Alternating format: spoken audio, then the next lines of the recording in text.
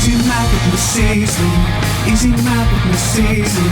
Easy math with Miss Easley. Today we're going to learn all about two variable relationships, and we're going to use my coffee shop budget to help us understand this relationship. So let's go to Summer Moon for some coffee. Before we get started, we need to understand a little more about independent and dependent variables. So a way I like to remember it is that the dependent variable depends on that independent variable. So it's affected by the other variable. The other way you could think about it is that that independent variable, it can stand alone and it's not dependent upon anything else. So let's head over to the whiteboard and we're going to use an equation and graph all this information. Okay, so every time I go to Summer Moon, I spend about $5. So can you think of a good equation for my coffee money if I spend about $5 every time I go? Okay, so you might be thinking, well, it's going to be 5 times the amount of times I go to Summer Moon. So it can be C, I'm just going to have C represent my coffee money, and 5T would mean 5 times the amount of times I go. So then we can start filling out this table over here to be able to put it onto a graph. So if I have 1 trip to Summer Moon, my expression could be just 5 times that 1 trip. And so what is my total coffee amount then? Yeah, this is a pretty easy one, 5. Okay, what about 2, 3, 4, and 5 trips to Summer Moon? So I want you to pause the video, see if you can write the expressions and find the total coffee money.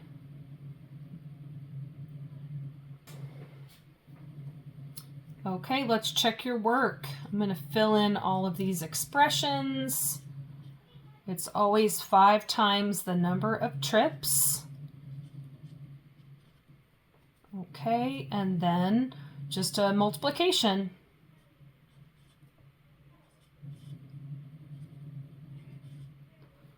Okay, now this can be pretty easy to put into the graph. We just need to keep in mind what is the dependent variable, what's the independent variable. So what do you think in this case? Which of these is dependent upon the other one?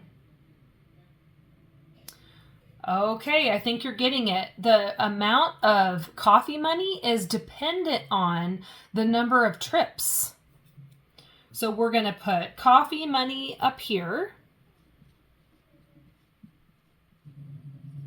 on dependent side, the y-axis.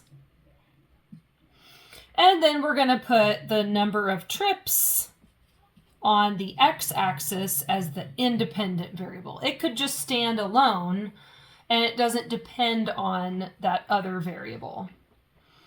Okay, now you can look at your data to kind of think about, okay, what are we going to count by on the x-axis, the y-axis? What is my interval going to be? So for this case, the trips, number of trips, it's just going by ones. So that's easy. 2 trips, 3, 4, 5. The dependent variable on the y-axis is counting by 5s. So we would want to make this counting by 5s also. 5, 10, 15, 20, 25. Okay, now let's put all of our dots on here. So you just have to look at your data, right? We've got our x-axis, our y-axis. I've got a 1 and a 5. So over 1 up to the 5 mark. Okay, 2 trips is $10. Okay, pretty easy. 3 trips, $15. 4 trips, $20, 5 trips, $25. Okay, that wasn't so bad. All right, and would you call that pattern a additive or multiplicative? Okay, you got it, multiplicative, because we are multiplying every single line of this table, and 5t means 5 times t, so it is multiplicative. Great job. Okay, now I've got another coffee problem for you. So if I have some different drinks I can buy, but I want to upgrade them to oat milk instead of regular milk, then I'm going to have to pay an extra fee for the oat milk. So the oat milk costs an extra $1.50. So what do you think we can write for our equation? So we know whatever the drink costs originally, it's going to be an extra $1.50 added on to the total. So what could my equation look like? And in this case, I just used y as the amount of my coffee with the extra oat milk. Okay, you might be thinking, well, it could be x, so the original cost of the drink, plus that extra $1.50 is going to give me my y, the cost with the extra amount added. Okay, so let's try a few lines of this. Let's say my drink costs $2. And what is going to be the cost with the oat milk added? Okay, you got it. Plus $1.50 would be $3.50. Okay, let's do if my original drink was $4, $6, or $8. What's going to be my new price? So you can pause the video and solve those problems.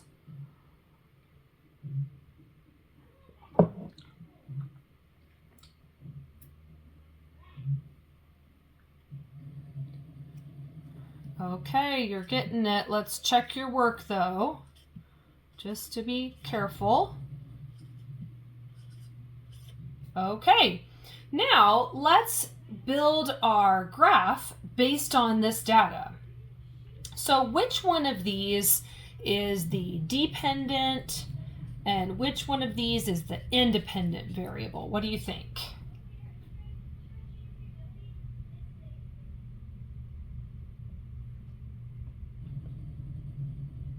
Okay, it looks like we kind of have our answer just based on this x and y in the table.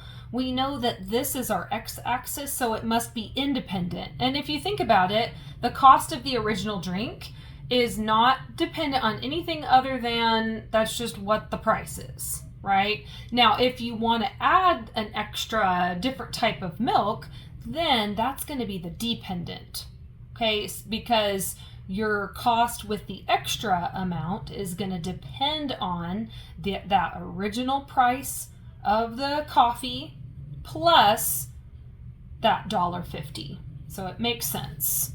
Okay, so we're going to put cost of drink is independent, and then the cost with the extra or the total at the end is over here. So cost with extra.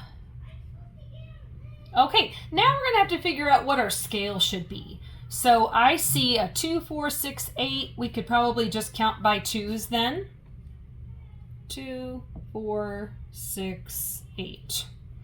Okay, and then here I see it's not whole dollars, it's the 50 cents there. So we might want to think about what we're going to count by, or just keep in mind that it might be between two intersections. Let's think, if we count by dollars, do we have enough to get up to 950? So 1, 2, 3, 4, 5, 6, 7. No, we don't.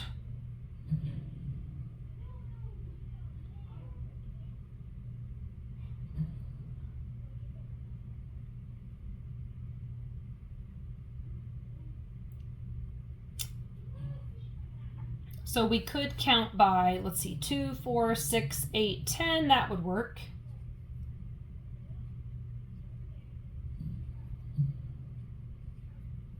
Okay, so now we have a $2 cost of a drink is going to end up being $3.50 with that extra. So I'm going to make it not halfway because halfway is $3, so kind of between that. Okay, there's our first dot. All right, cost of a drink being $4. That cost with the extra is $5.50, so over 4 up to the $5.50. Oh, once again, 5 is halfway, so I'm going to move up a little bit, kind of in the middle there. Okay, $6 drink would end up being $7.50. And an $8 drink would end up being $9.50. That'd be a really expensive coffee there.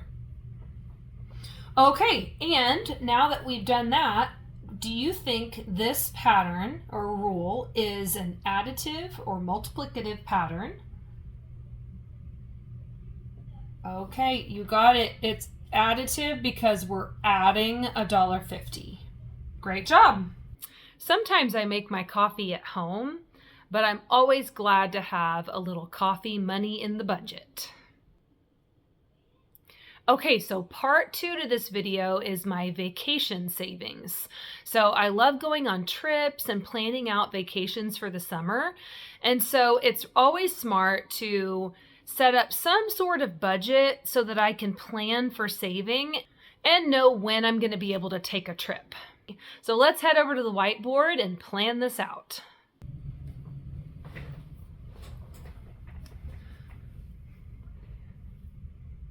Okay, so if I'm able to save $500 a month for my vacation savings, then can you think of a good equation to write for that, with V being my total vacation savings, and remembering that I can save about $500 a month for this?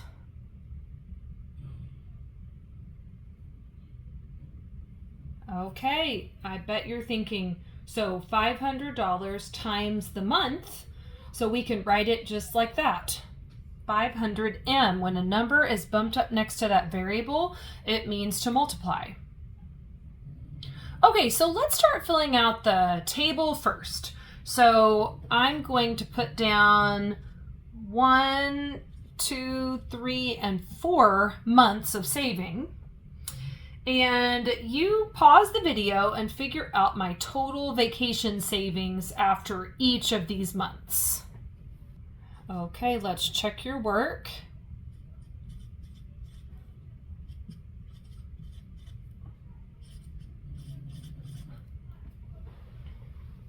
All right, so I'm able to save $2,000 in 4 months with this budget plan.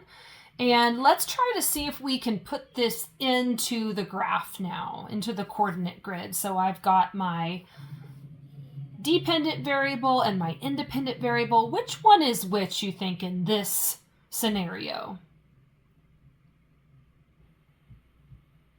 Okay, so a lot of us are probably thinking the months are my independent variable because they can just stand alone as information. They don't depend on the other one.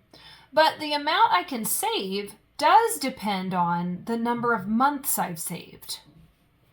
So we'll put total money on dependent. Okay, now let's see, what should we count by? So for months, it's just 1, 2, 3, and 4. Might as well just count by ones. And then as far as the total money goes, this one is counting by 500s.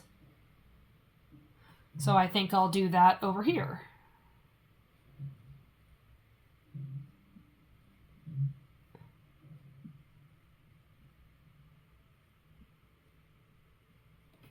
Okay, so in 1 month,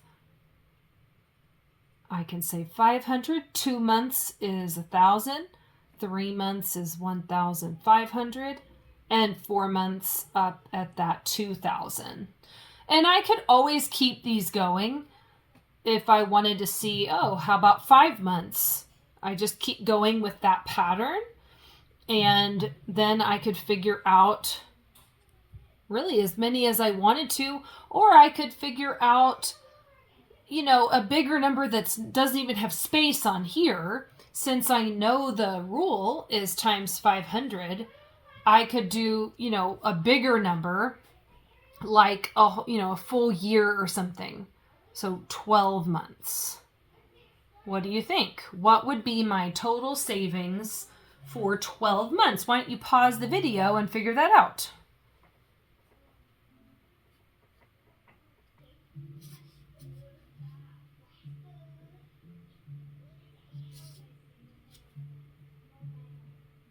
All right, so you did 12 times 500, and you probably got the same as me, $6,000. And we could go like that with even bigger numbers if we wanted to. So what type of pattern are you noticing here? Is it additive? Is it multiplicative? You got it, multiplicative. It's multiplying by 500. Okay, great job.